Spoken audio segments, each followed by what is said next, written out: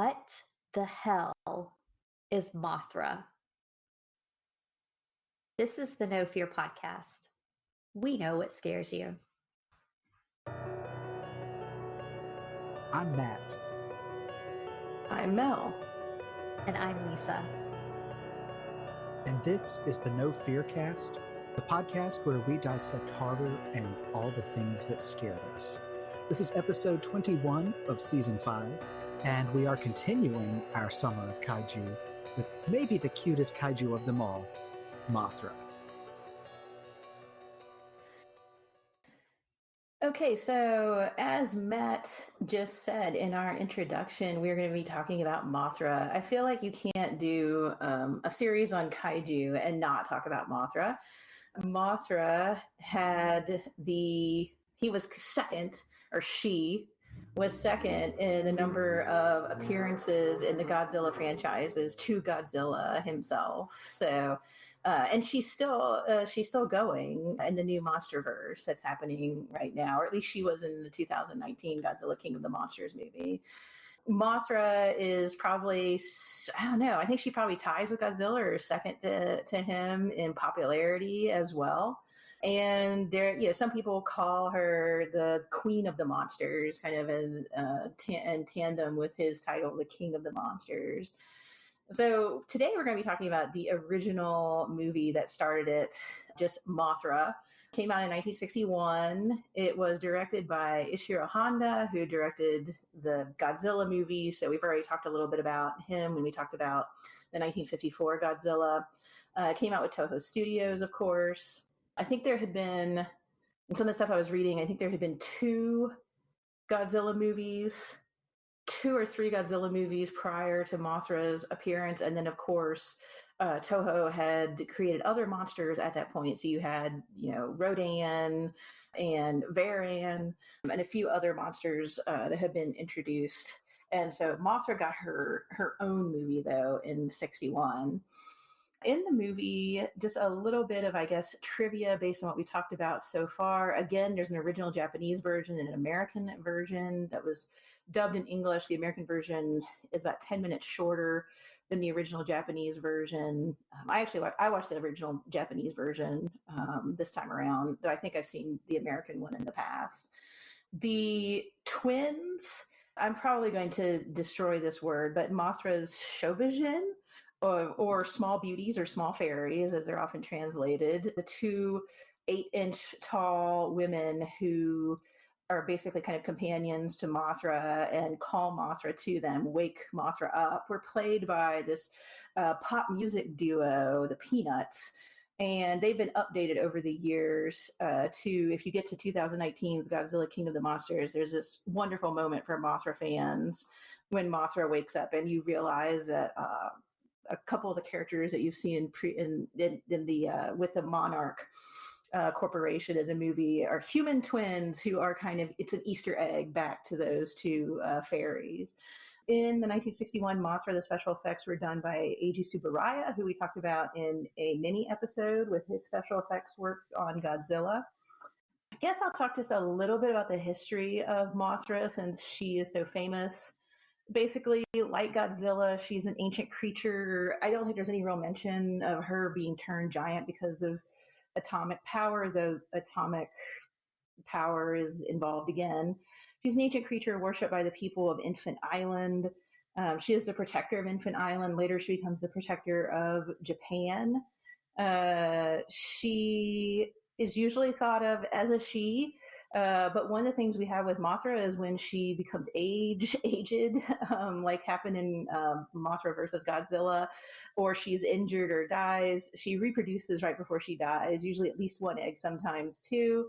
And I believe it was in the 90s trilogy that was just about Mothra, there was a male Mothra. I think they called it Mothra Leo. So usually Mothra is thought of as a she or the Queen of the Monsters, but that's not always been the case. And, her second appearance was in 1964 in Mothra versus Godzilla, but she was in several of the Showa Godzilla movies, especially with the alien Monster Zero or Ghidorah. And I think she was also in Destroy All Monsters. She was in a few. Then she came back in the 90s with her own trilogy. And of course, as I mentioned earlier, she's still going today to a certain extent. I guess I'll talk just a little bit about my impressions and I'll pass it off to Matt or Lisa. Watching this movie, I've seen it a couple times. I've seen it a few times. But watching it this time, I was kind of remembering in my mind the first time I watched it, like the memories of that time were coming back. Because I watched Mothra when I was pretty young. And I feel like I may have actually watched Mothra before I watched the Godzilla movie. I might be wrong about that, but I feel like I watched Mothra pretty early on. And it's an interesting movie. It definitely has a different feel than Godzilla because even though Mothra is destroying things, she's doing it to get the twins back because you have a villain, a human villain in this movie, who has kidnapped the twins of Infant Island. And so Mothra is the protector. And so this is the only movie, as far as I can remember or think of, where she is going after people or destroying Japan. Otherwise, she is kind of like fighting Godzilla to protect the people of Japan, or is Godzilla's sidekick fighting aliens or whatever the heck is threatening us. Again, we have a take on atomic testing in Pacific Islands because we're told at the beginning of the movie that Infant Island was uninhabited and is irradiated because of tests that this other country, fictional country, Realistica, who I saw some things and some of the things I was reading that said that was either you could look at it as a take on the West itself, and then there's also the idea that maybe they were combining like America and Russia in one country, but that is kind of where the villain comes from.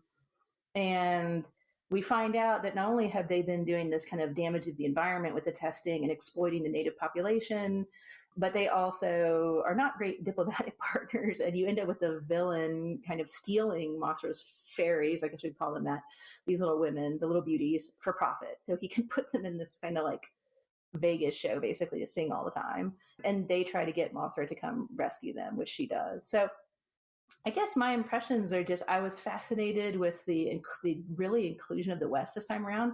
We end up in New Kirk City, which seems kind of like American to me at the end. And we still see, Honda is still dealing with some of those same atomic themes that he was dealing with in Godzilla. It's just, I guess we're looking more at like other countries coming in and testing on these islands and possibly irradiating people. And then, what the repercussions of that could be. In addition to the freewheeling kind of comedy and adventure that's going on at the same time. So, Lisa, Matt, what were some of your impressions watching Mothra this time around? Lisa, I know you watched it with your kids, right? Yeah, I did.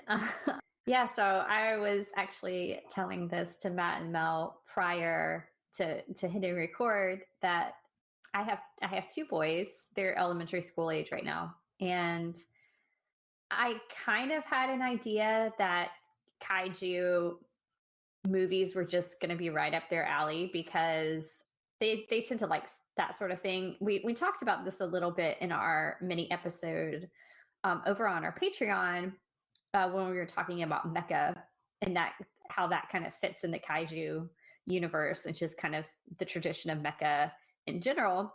And I had said that I was kind of interested or introduced to mecha through my children because they love anything with big giant robots destroying things. So like Transformers, Power Rangers, just Voltron, all of it. They love it.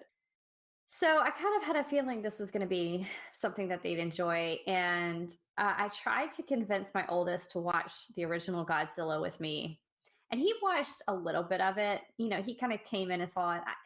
I think it looked too, I don't know. I think it wasn't what he was expecting to see. So he wasn't really too interested. But anyway, I asked them, I said, do you want to see Mothra? And they were like, yeah, let's sit. So we popped some popcorn. We sat down and watched Mothra. And they were absolutely riveted. They loved it. And I was really impressed because the one we watched, I think, was the American version from '62. It was dubbed. We still had to turn on the subtitles because just the sound quality in whatever version I found was not great. And I was like, oh, they're not going to want to do this. Like, they're not going to want to sit here and read subtitles just because they have very short attention spans. And they sat through the whole thing and they loved it. They absolutely thought it was the craziest thing. My youngest would not stop talking about the larvae stage of Mothra. That was his favorite part. and the cocoon, he loved the cocoon. But my oldest, just he has not stopped talking about an atomic ray gun. That's like his newest fixation now, is he wants to know, are they real and what might one do if it were real? And anyway, just to say they really liked it. So it was a fun experience for me. There were a few things that stood out to me when I watched this, especially right after watching Godzilla. First of all, I was glad to see some of the actors who were the same. I think it was the one that really stood out to me was Akihiko Hirata. I think that's, I know I just butchered that name. I'm sorry. Who was also in Godzilla. So that was kind of fun. I was not expecting, number one, I was not expecting, Mel, like you said, having the just general idea of the West being part of this. I really liked the way they did Rolisica, and I mean Newkirk City. I agree with you, Mel. It very, very much looked like they were trying to do an American city, and I think you had put in our show notes that some of the footage actually was taken from some American cities. Rolisica, even when you kind of hear it, it has some of the same syllables as like America. So it kind of fits. So I was really interested to see that. One thing the thing I knew about Mothra was that Mothra was kind of a deity or a protector of this island, and that the entire reason that Mothra was summoned was to save people from her island. So it's Infant Island, like you talked about. So I knew that was going to happen. What really struck me, because after we talked about how Godzilla was such a commentary on the destruction of war and the horrors of war, and especially everything that happened after you have a war that involves atomic weapons, and that kind of commentary on that. I wasn't expecting it as much with Mothra, because I thought, well, Mothra is just the continuation. Like, they had a hit with Godzilla and they kind of realized that these could be big studio movies. And so Mothra was just one of the things that they created to appeal to audiences. I wasn't expecting to have as much war commentary as there was.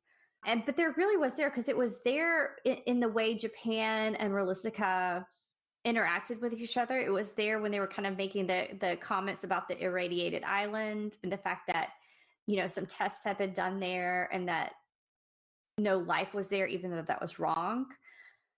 But one thing really stood out to me, and it happens a little bit later in the movie, so I hope I'm not jumping ahead too much, but I did note it, and I wanted to point it out right now. It's when the twins, the little, I guess they call them fairies, like halfway through the movie. Before that, they're just the like little women or the twins, and they're in their, I don't know. It's literally like a gilded cage on wheels. It's supposed to be, I guess, like a Cinderella. What's the word I'm looking for? Like a buggy carriage. That was what was in Cinderella, carriage. Anyway, the thing that stood out to me is when they were talking about how Mothra was coming and you couldn't really stop Mothra. And they said that they were happy because Mothra was coming and they were going to get to return home. So they were really happy and excited. But then they said they also felt sadness because, and this was the quote I wrote down, Mothra would hurt the good along with the bad ones.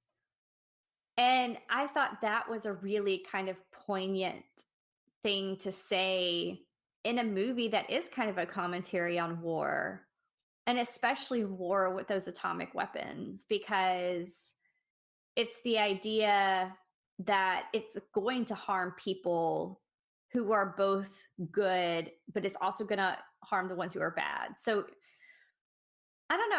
I thought that was really a really kind of interesting point to make, and something that really surprised. I wasn't expecting that kind of nuance out of this movie. I thought, oh, this is just more of their big budget kind of action, what we would call now a summer blockbuster type film. So those were my first impressions. I already knew Mothra was going to be cute, and I was not disappointed. So I'm curious to know, Matt, have you seen this movie before? I actually had not. This was my first viewing, or if I have seen it, I do not remember it in the slightest. But I'm almost completely certain that I had never seen it before. I know I've seen other movies with Mothra in them, and I may have even thought I had seen this one and maybe was confusing it with Godzilla versus Mothra. But this is my first viewing, and I just want to say, first of all, I'm so happy that we're doing Kaiju Summer, or Summer of Kaiju, however however we're notating this. This has been so much fun, and we're only 3 movies / episodes in, but I just had a blast watching the whole thing last night to get ready for tonight's recording that we're doing. And I don't know that I have too much else to add to what you have both already said. I think you've covered a lot of the same first impressions that I had, especially with Mothra's cuteness. I don't know. She's always had a special place in my heart as far as kaiju go. I don't know if she's my all-time favorite, but I've always liked the fact that she's pretty much always a good kaiju. And like you said, Lisa, in this one, it's not so much. Yes, there is destruction, but it's not so much intentional destruction as it is a force of nature because she's trying to protect the twins. And to be honest, I hadn't really thought of that as a metaphor for war like that, but I think that absolutely fits with what you said about the war hurting the good along with the bad. There's so many innocent casualties and survivors and civilian casualties that are not combatants in any way in a war situation. I hadn't thought of that, but it totally fits. I just saw Mothra in this as kind of this force of nature, like a hurricane almost, in the sense that she's not doing it out of spite. She's doing it to do what she does, which is protect those the little twins. I can't remember what they're called. I'm drawing a blank. And calling them the twins sounds so dismissive, but they are the little twins, so I guess that works. But yeah, those are kind of my overall first impressions.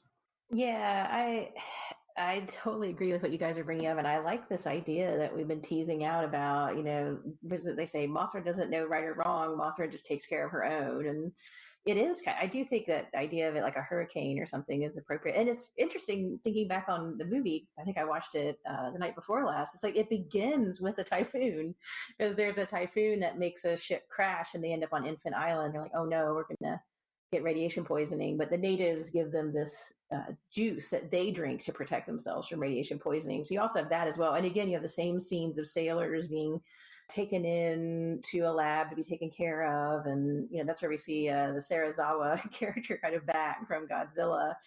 But yeah, I think I don't know that I ever watched Godzilla 1954 and Mothra so close together. And probably when I was younger and I watched those 2 movies, I was probably watching the Americanized version of Godzilla too, which also changes my interpretation. But looking at it now, it just fascinates me how different the 2 characters are. And they're similar and yet they're different at the same time. But like we have Godzilla being worshipped by the people of Odo Island. Now you put that in quotations because it's more they're appeasing Godzilla. He's a very kind of violent deity, I guess you would say. When he's mad and hungry, he comes, and in order to stop him from hurting them, they worship him and sacrifice to him. And then you have Mothra, who is kind of like a protector. It's her loyalty that's so important. And so I just thinking like Toho is working on this series, like you said, Lisa, they're like, what, 4 or 5 movies in, and Mothra still has these really interesting themes about war and diplomacy, and it's got all sorts of interesting themes in it that I'm sure we'll talk about. But then you also have a whole different take on what a kaiju could be, I guess is what I'm trying to say. Because there's this dichotomy between Godzilla and Mothra that even when they kind of become partners later on, they're still two different monsters, I guess you would say. I don't even know if we can call Mothra a monster. She's so cute, and her, the colors and everything are going on. It's in color, so you get to see all the different colors of Mothra's wings, and there's like a vibrancy and that's to Mothra that's not with Godzilla, even though it's dealing with serious themes as well, which I also thought was really interesting. There's a beauty to Mothra, whereas Godzilla is all about that awe that we talked about. Well, I'm glad you mentioned too the island, because that was kind of what I was seeing as, I guess, the one of the themes that really struck out to me for this movie. And one of the reasons I think why I like Mothra as a protector is, I mean, if we want to talk other themes aside from an analogy for war, I guess we could talk about greed, and especially the greed that's used to exploit like native peoples, because that is pretty much what happens to the twins, the fairies, the who, however we want to refer to them. I mean, they are literally stolen from their homeland on the island, and the native peoples of the island are very definitely a more primitive culture, and they are stolen and almost like King Kong set up and this stage show that exploits them, and the businessman even says, these aren't people, they're essentially my belongings, and he refuses to give them back. And that's part of what spurs on the destruction from Mothra, is that he refuses to give them back and runs back to his homeland. What was it? Rolisica. So yeah, I mean, I think there's that whole other element there of exploitation of less powerful cultures, if you will, because I mean, it's something that here in 2021, there's been a lot of things that have been written about the post-colonial situation after the British Empire fell apart. But even the whole, I guess you would call it, arrogance of colonizing in the first place, and taking all the resources from the native peoples for yourself. Well, that kind of all happens here in this cute little 60s monster movie. Yeah, and I mean, I think, the portrayal of the native people, I think watching it now in 2021 is problematic, but I think you're right that the themes that they're working through there with the villain, like you said, saying, well, I mean, basically the island is like a resource to him. He's like, this was a place where we tested our atomic weapons. I mean, the man is identified with violence the whole time. When he even grabs the twins, and he threatens the people there. When he goes back to take them without the Japanese members of the expedition knowing that he did that, because they're like, we have to leave. Like, these people, we need to respect their culture. We don't need to be doing any more atomic testing. We're done. We're giving them back. And he goes back on his own. And in some ways, he's almost, I don't know how to say this, but Mothra's wings, the wind from Mothra's wings is what does a lot of the destruction. She's not blowing fire around. She's not using a tail to knock buildings down. She's searching for the fairies, but she's huge. They literally machine gun down the indigenous people who try to save the twins when he's stealing them. And I agree. I think it was much more focused on the damage that somebody like him could do to these people. And I also thought it was interesting that I thought about this when you were talking too, Matt, that another thing we do that's different from Godzilla is that they move beyond just Japan, and whatever Rosilica is in New Kirk City, I mean, let's just say it's a metaphor for America or whatever, but by the end of the movie, it's much more international than it was in Godzilla. Like, the Americanized version of Godzilla had to throw Raymond Burr in there to say, well, there's an American here. Or actually watched the Americanized version of Varan a few weeks ago, and it doesn't even make sense because they had to cut so much to get the American character to fit. But this time we actually have, Mothra destroys parts of Japan trying to get the twins back, and then she goes to something that seems like America. I mean, they're speaking English. And I thought that was interesting as well, because at the end of this movie, you don't just have a country coming together against to protect themselves from kaiju, but the whole movie, the entire world is saying, Nelson, give the fairies to Mothra. They understand that Mothra isn't attacking them, that Mothra wants to rescue these women. And you have even a mob trying to get Nelson to give them up to Mothra at the end. And they join together at the end to call Mothra to them and give up the twins too. So I mean, I know I'm jumping ahead a little bit. There's still stuff we could talk about, but I also thought that the international aspect of this movie was interesting too. And we didn't really see that in Godzilla unless it was like a journalist. But this time we have the kaiju. Mothra will go anywhere it takes to get these people back. And the world kind of has to band together to survive.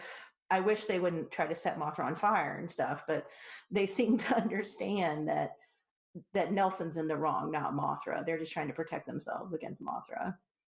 And that's definitely a much more complicated thing going on than we saw in Godzilla.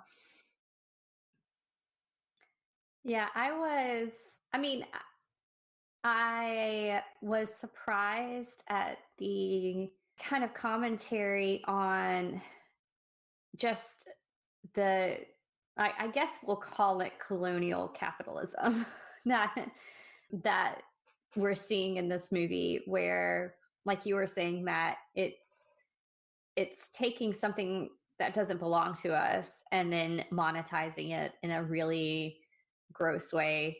Because Nelson goes from being a character who, I mean, pretty much from the beginning that he's not a good person. I mean, he's being set up as, this is not, our hero that we're following, because he's very clearly kind of set up as a foil. Because you have this reporter and photographer character that's part of the storyline early on. And of course, I mean, this is a kaiju movie, so there's going to be the military represented and scientists represented, but in this case you also have like these, I guess, businessmen, and then the reporters. So he's already kind of set up as not being a good character, but by the end, I mean, he's a full-on, just like almost a comic book villain. Because he knows what he's doing is wrong.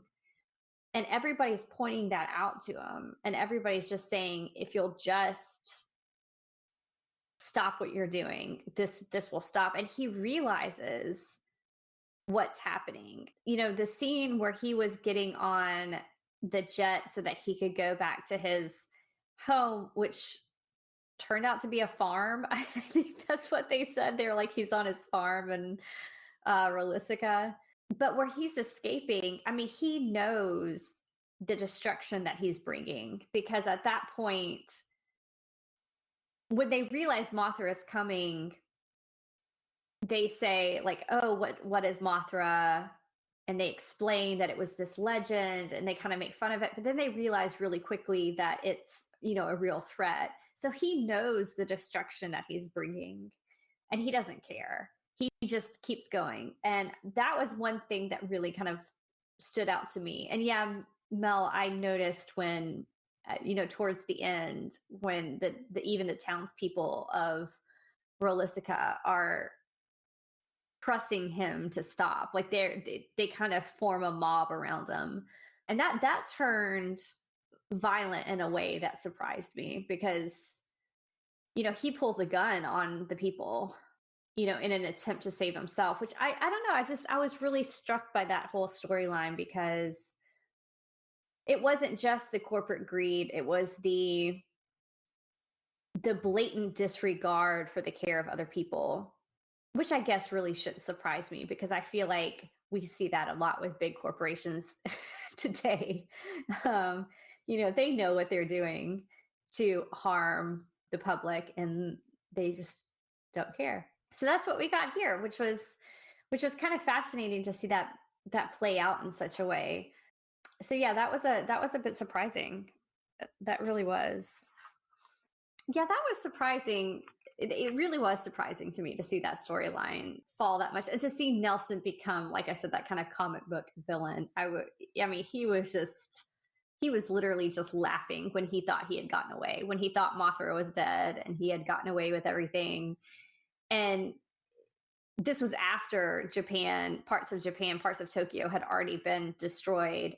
Because Matt, I think you had pointed out that Mothra is more akin to a natural disaster, which really fits because when Mothra finally gets his wings, she is Mothra a girl? I'm guessing. Usually it's a girl. Yeah, usually Okay. it's a girl. But this movie, I did notice that someone called it a he, but I don't know that they necessarily landed on what Okay. it was. I was about to say, I don't know how to gender Mothra, so I'm gonna go with she.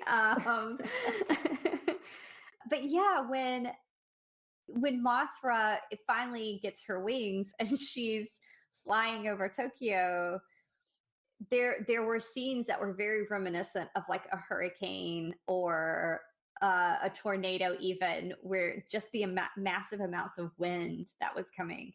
But that brings up something I really kind of want to talk about, and I'm curious to know both of your thoughts on this.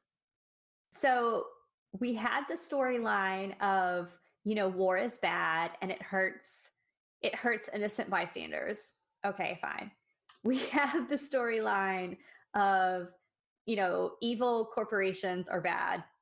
Got it. They destroy people. I get that. But there were a couple of scenes in this movie that I was like, what is going on here? And one of them relates to the kind of natural disaster that Mothra is, or that Mothra accidentally creates. And that was when the baby was on the bridge and they had to save the baby on the bridge. That felt like it came out of an entirely another movie to me.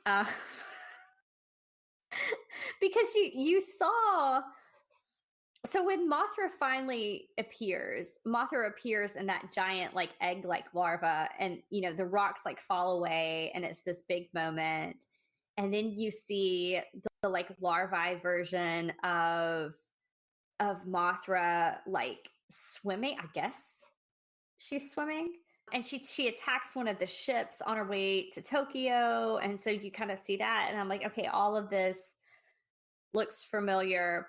But then Mothra comes in and causes all this havoc, and I guess a dam breaks, and there's a baby named Jiro who is in a basket on a bridge, and there's just a moment where it's like tense, where it's like, oh no, are they gonna get to the baby in time? But that happens so quickly.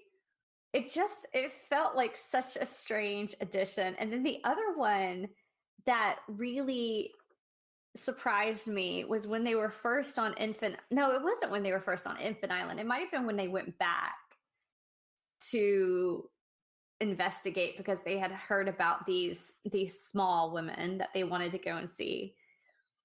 And there were the like plants that were never really discussed, but they were like fungus or a type of like overgrown mushroom that makes the guy faint away for a while. Both of those scenes were super strange to me, very bizarre, and I was kind of surprised that they were in the film because they didn't seem to go anywhere. I don't know. Did those stand out to you at all, or is that just me? The baby stands out to me because, I felt really tense because I was like, I don't remember a baby getting killed. It was a super tense moment. It was a really tense moment. Because I remember thinking, oh my gosh, Mothra's really killing a baby. Yeah, I remember that moment. It seems so much more tense than the other scenes. Like even when we're watching the big like destruction of like Tokyo and Newkirk City, it felt like that was high tension. I mean, in Mothra's defense, she wasn't actually there messing with the bridge. She was banging on the dam and the water was coming. I felt like, and to me, that scene didn't bother. Well, I mean, I did not want the baby to die, but like, I don't think I would point at it as I interpret it as showing that aspect that you said earlier, that Mothra doesn't really know right or wrong. Mothra only knows protection, and good people, like, I'm not saying that Mothra is real, but if you look at like a natural disaster, good people can get hurt. And like, it seemed maybe it's like overkill or like too dramatic that the people would accidentally drop the baby on the bridge. But I think it might have been to strengthen this idea that Mothra is not necessarily paying attention to the fact, like, she's just so on her mission to get the fairies that that's just one of those, like, left to chance, bad luck, like, innocent person could get hurt kind of thing. That was kind of the impression that I got. Because I mean, even though later Mothra could be very protective, right now in this movie she's just protective of Infant Island just getting irradiated and the twins. And so I feel like that was just like the baby, they were kind of implying that the baby would end up being collateral damage. Does that make sense as interpretation? Does that assuage your your the way you're disturbed about it? No, it stood out to me because it was so tense in comparison to the others. But I guess it was supposed to like bolster the theme that, you know, acts of war put even the like most innocent in danger. Like, I'm sure that's what it was supposed to do. I was just shocked at how intense it was in comparison to the rest of the movie, because Mothra feels like Mothra the movie feels like a much lighter film than, even though it tackles a lot of heavy issues, I think it feels a lot lighter than the original Godzilla does. I can see that. Also, So, yeah. If Gamera as a protector of children was there, he would have grabbed the infant and everything would have been okay. But he's not a Toho kaiju, so that won't work. But yeah, I feel like it was showing that war can kill innocent people as well as whatever the two sides are that are fighting. The mold, I forgot about the mold. I'm pretty sure from something that they say, I think the linguist says they were making the juice, the red juice that they gave the people to drink that warded off radiation sickness was from that.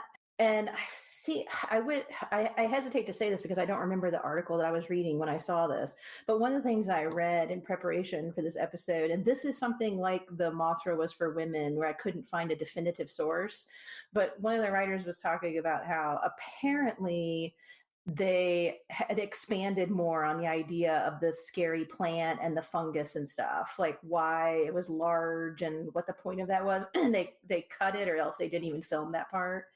So I think that was why that felt disconnected. I just interpret it as this is what they're making this medicine kind of out of, and that they were trying to maybe like make the island seem magical and exotic because it's got Mothra and it's got a plant that can kill you. But I agree, that was very disjointed. I thought it was going to play, I was like, I don't remember this, and I thought it was going to play more of a role, and it kind of didn't. So I have no answer other than that. I think it was supposed to play more of a role, and it just didn't. That actually does make sense. Like, if it originally was a bigger part and then they cut it out, because I was ready for those to go somewhere. I was like, oh, this is cool.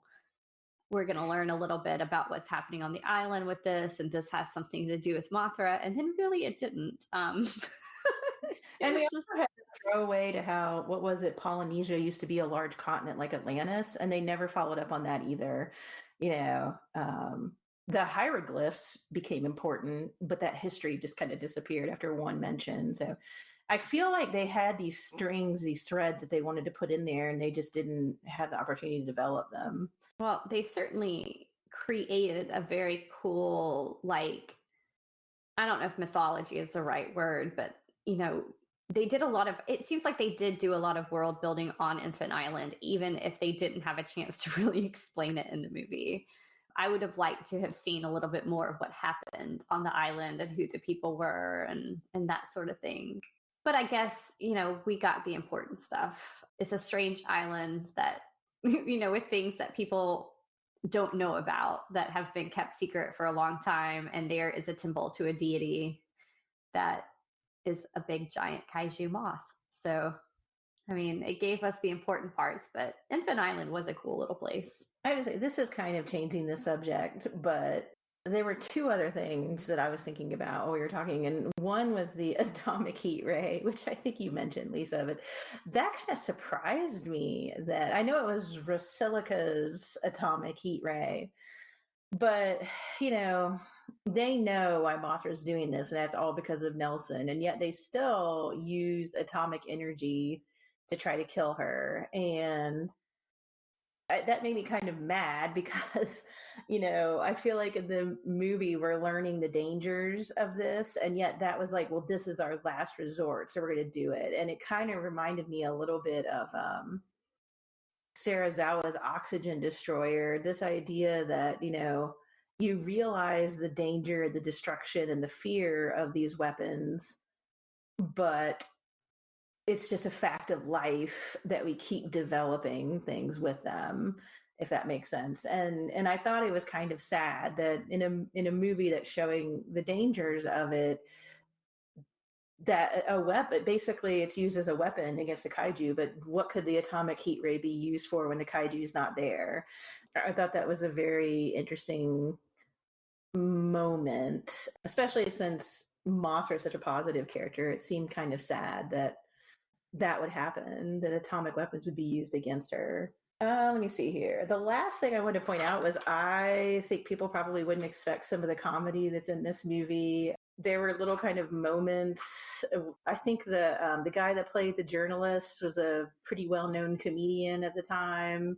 And so there's a little bit of physical comedy in the movie, and then there's also even at the very end of the movie when everybody's happy and has worked together to get Mothra to take the twins home, and they're all like, this is going to lead to world peace, and they sing the song about eternal peace. So one of the last things is the photographer says, oh, I forgot to take any pictures. And they all laugh, and then they go home.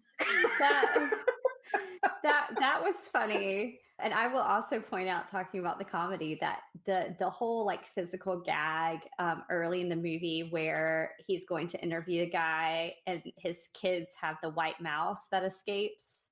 Mm-hmm. My children cackled during that scene. They thought it was just absolutely the height of comedy when, the whole thing is that the mouse got loose and then he picks it up and then it accidentally like goes down his suit and comes out his pant leg and he's like, squirming around. But yeah, I will say I'm glad you pointed that out, because I think that was one of the things that my boys really loved about the movie, is things like that. I mean, they obviously they came to see Mothra destroy a city, but they also really enjoyed the comedy of that. And we didn't really mention this. I mean, there's not much to mention here, but I thought it was cool that one of the kind of good guy characters ended up being a little boy who was actually trying to sneak around and help the twins, the sisters, whatever we're calling the fairies. And I think they probably responded a lot to that too, is seeing somebody about their own age in this, like what they saw as an action movie. So that was a really cool addition, because that was very different from Godzilla, the original. So yeah, that's true. And I feel like having kids involved is going to be something that becomes more of a thing as the movies go on. One last thing I think we should mention before we go out, and I don't know how much discussion we have to make about it, but Lisa, we had joked right before we started recording that the introduction to this episode should be the singing of the Mothra song. I don't think we have mentioned the song that the twins sing to get Mothra to come, and that is iconic. Mothra has her own kind of theme song like Godzilla does. It is just recognizable to fans, and I guess that's why they picked the pop music duo to play the twins, so they could sing, who apparently did all their schedule didn't work with the filming, and they apparently did most of their work like separated from everybody, which is an interesting thing too.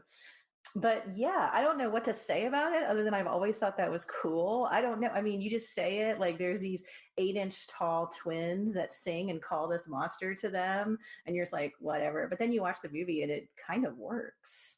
So I don't know. Lisa, were you going to say something there? I didn't mean to cut you off. No, I was just going to say, don't expect me to to sing that. Well, I wasn't going to put you on the spot or anything. No, the theme song was really fun. It was actually composed by Yuji Koseki for the movie. The fairies who did sing it, I think the lyrics, they were singing in both Japanese and the like Indonesian Malay language. So I thought that was pretty cool. Yeah, that is interesting. And it's also, as we mentioned, it's one of those kind of distinctive things about Mothra that I'm glad that we mentioned it. All right. Well, I think we have probably discussed Mothra as much as we can. We're not going to sing the song, so we should probably go ahead and take it out for this particular episode. But we hope you enjoyed our discussion of Mothra. If you've watched Mothra and it's been a while, I highly suggest revisiting it. If you haven't watched Mothra and you enjoy kaiju movies, or you're enjoying our series so far, I suggest taking a look at it. We are at No Fear Cast on Twitter and Instagram, and we have a Facebook page. Our email is nofearcast@gmail.com. If you love what we're doing, if you love listening to the show, please consider supporting us on Patreon, where you can get access to exclusive content. Though our main episodes are every other week, but in those weeks between main episodes, we have mini episodes wherein we talk just a little bit about, one week I think we talked about special effects in Godzilla. So we do a little bit of an extra discussion there that's related to the main theme. But we totally understand, with the way things have been the past couple of years in particular, that financially supporting us on Patreon at $5 a month may not be something that you can do, or a place that you would want to spend your money in that way. But if you want to help us out, you can still do it for free. You can rate and review us on Apple Podcasts. It helps other listeners find us. Theme music by Nicholas Gasparini. Thank you so much for listening, and we'll be back in 2 weeks with a brand new episode.